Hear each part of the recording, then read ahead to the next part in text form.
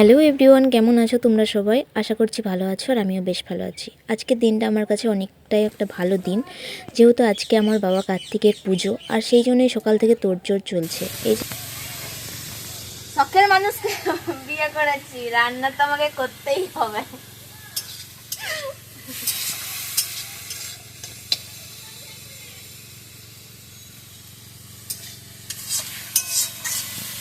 দেখতে পাচ্ছ এখন রান্না শুরু করে দিয়েছি। মাদের জন্য মা খাবে, বাবা খাবে, আমরা না খেলেও মা বাবা তো খাবে, তাদের জন্য তো রান্না করতে হবে, তো সেই জন্য রান্না শুরু করে দিয়েছি। আর আজকে হবে এই যে শাক ভাজা আর এই যে তরকারি আছে একটা, সব কিছু দিয়ে এটাকে ঝাল দেওয়া হবে। দেখো, এই যে আমরা এখন এসেছি, এই যে মন্দিরটা দেখছো, শিব মন্দির এটা। তো এখানে এই যে বেলপাতা পারবো, তো বেল গাছটা দেখি এখন কোথায়, কোনটা বেল গাছ, কই বেল গাছ, আমি তো সেটাই খুঁজছি, বেলপাতাটা কোথায়? এগুলো কি ইট গো?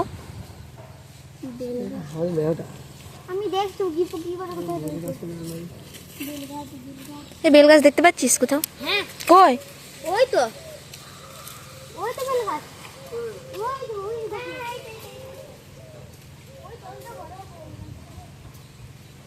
পেরে না দুরাল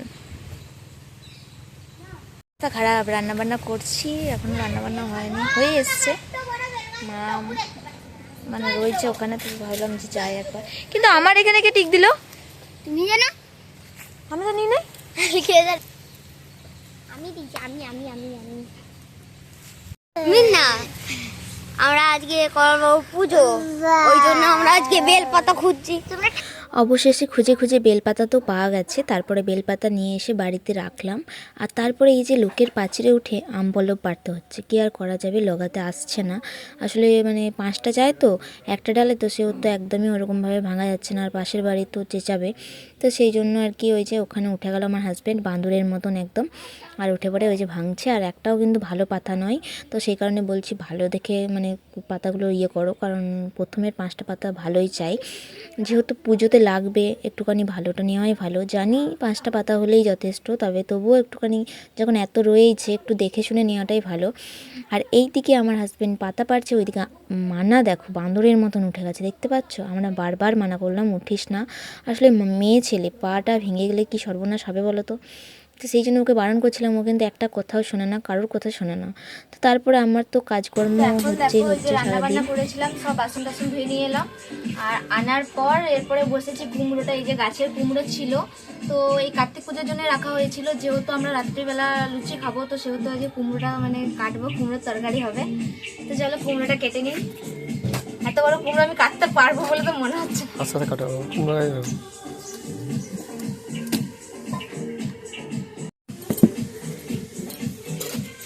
বাবার এই কুমড়োটা দেখো একদম পুরো পেকে গেছে আর ভীষণ সুন্দর হয়েছে, তখন তো কাঁচা ছিল। তো দেখো বীজগুলো কিন্তু সেরকম ইয়ে নেই, কুমড়োটা দারুণ একদম। একটা রেখে দিই, আর একটার অর্ধেকটা রান্না করবো, কারণ এতটা রান্না করে কে খাবে বলো, এটা থাক। একটা ইয়েতে নাও তো। এই দিকে দেখো আমি চান টান করে প্রথমেই আর কি ঠাকুরের জন্য আলোনা, লুচি, সুজি সব কিছু করে নিয়েছি, আর তারপরে ওই যে আঁচ দিয়েছি আবারও করব বলে, এইদিকে পায়েল আঁটটা পুরোই মেখে দিয়েছে। আর এইদিকে আমার একদম হ্যান্ডসাম শাহরুখ খান চলে এসছে আমার বেটা। তো যাই হোক, ওখানে ওরা মজা করছে, ওদেরই তো আনন্দ। তো এখানে আমরা কাজে বসে লেগে পড়েছি আর কি, ও বেলে দিচ্ছে, আমি শেখবো। আর আমার অবস্থা দেখে বুঝতেই পারছো, আমি উপোস করেছি বলে কি মনে হচ্ছে তোমাদের? আমার তো নিজের মনে হচ্ছে না একদমই, যেহেতু আমি আমার ছেলের জন্য করেছি কাজটা। তো যাই হোক, এখানে দেখতে পাচ্ছ কুমড়ো তরকারি কিন্তু হয়ে গেছে অলরেডি। আর ওই যে ডাল এখনও আনতে গেছে, এইটুকুন ডালে হবে না, তো ডালটা হবে, ওই জন্য উনানে আঁচ দিয়েছি। আর এদিকে পায়েল দেখতে পাচ্ছ লুচি বেলছে, লুচি ছাড়বো। তো আমাদের কুমড়োটা কেমন হয়েছে তোমাকে একবার আমার হাজব্যান্ড দেখাবে, যাও নিয়ে যে দেখাও কুমড়োটা কেমন হয়েছে, যাও দেখাও।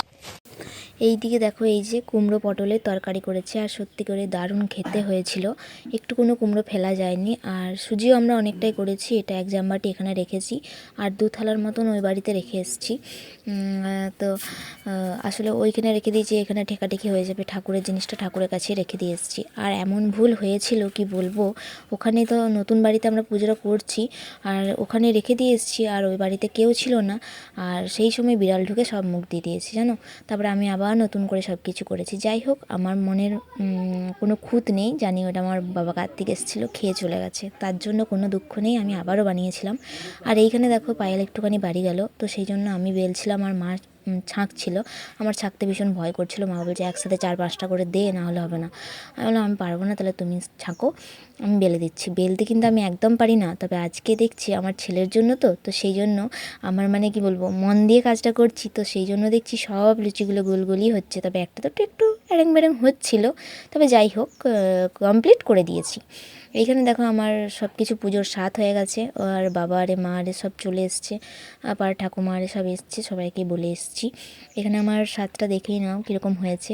আর এখানে আবার হোম থিয়েটারটা নিয়ে আসা করা হলো, এরা সবাই মিলে, এরা নাকি নাচবে, এদের এত ধুম, মানে কি বলবো, এত আনন্দ যে এরাই নাচবে। যাই হোক, এদের জন্যই কার্তিক পুজোটা করা, আমার ছোটো ছোটো ছেলেরা যত আনন্দ করবে ততই আমার ভালো। তো এখানে আমার আদিও এখানে খুব নাচছিল, তো আর এখানে আমার একটু ঠান্ডা লাগছিল, তো সে কারণে একটা চাদর জড়িয়ে নিয়েছিলাম, বাবাকে নিচ্ছিলাম। আসলে বাবাদের তো এখন ছুত চলছে, মানে লোক মারা গেছে, তো সেই জন্য বাবার দাড়িগুলোর জন্য বাবাকে বলছিলাম তোমাকে একদম বামা খেপা লাগছে, তো সেই কারণে বাবা আবার হাসছিল। তো এইদিকে দেখো বামুন ঠাকুর চলে এসছে, তখন সময় প্রায় 8টা, তখন বামুন ঠাকুর আসে আর পুজো শুরু হয়ে গেছে আমাদের। আর আমাদের ঠাকুরটা কেমন হয়েছে অবশ্যই কিন্তু জানিও। আমাদের বরাবর আদি আসার আগে থেকে এরকম সাইজের নয়, এটা একটু বড় সাইজ, মানে এর থেকে ছোটো সাইজ, মানে নবান্ন কার্তিক এরকমই বরাবর এনেছি, তবে যেই বছর আমি উদযাপন করব সেই বছর আমি একটু বড় করেই আনবো, আর বড় করেই সব কিছু করার চেষ্টা করব। আর তারপর সবাইকে খাইয়ে আমি ওখান থেকে এসে প্রসাদ দিয়ে এসে তারপরে নিজে খেতে বসেছি। অবশেষে দেখতে পাচ্ছ নিয়ে বসে পড়েছি, একদম তো খাওয়া যায়নি, সারাদিন উপোস করে তো কিছু খাওয়া যায় না, তো তবুও একটুখানি মানে খেতে তো হবে। যাই হোক, সব কাজকর্ম সেরে তারপরে খেতে বসেছি। দেখো চুলটা এখনো শুকায় নাই, ভিজছে, বোতল জল দিয়ে যাবে তো, জল গরম জল খাবে বড় বড় আগে গরম জল নিয়ে জলে ভরে দিচ্ছি। এখন হচ্ছে রাত্রি 10টা, ঠিক আছে, কাল রাত্রি 9টায় খেয়েছি, এখনও পর্যন্ত খেতে সময় পাইনি। পুজো হয়েছে 9টা, তারপরে বাড়ির সবাই খেলো, তারপরে বাবারা এসেছিলো, সবাইকে খেতে দিলাম, তো তারপরে এতক্ষণে সবার লাস্টে সব বাসন টাসন বাইরে বার করে দিয়েছি, শুধু আমার খাবারটা ঘরের ভিতরে ঢুকিয়েছি, এরপর আমরা খাবো।